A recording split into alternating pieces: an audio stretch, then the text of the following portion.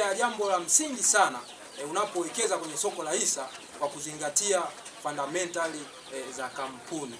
Sasa kuna jambo moja ambalo ni muhimu sana ambalo unatakiwa ulizingatie. Endapo una tabia au mazoea ya kuweka akiba katika vibubu nyumbani kwako au shambani kwako au kwenye mabanda yako ya mifugo. Kuna jamaa wangu mmoja pale Mleba, yeye anawekaga akiba zake, akishaweka kwenye kibubu anaficha kule kwenye mabanda ya nguruwe. Sasa hiyo tabia hacha. Sasa nataka nikuonyeshe njia ambayo itakusaidia kuweza kupiga hatua. Tuchukulie mfano mmoja. Kwa mwezi unaweka shilingi 10,000 kama akiba kwenye kibubu chako, shilingi 10,000.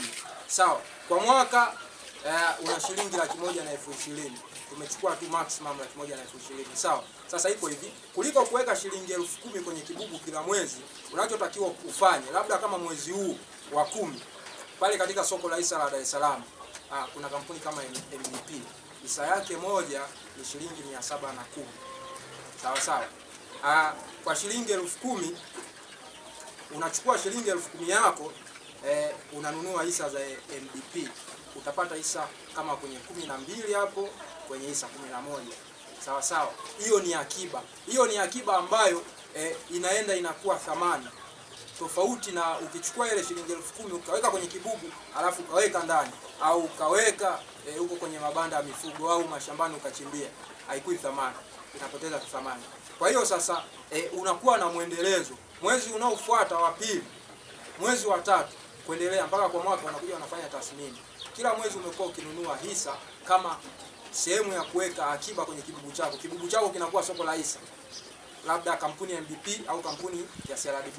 Kwa hiyo unafanya kwa muendelezo.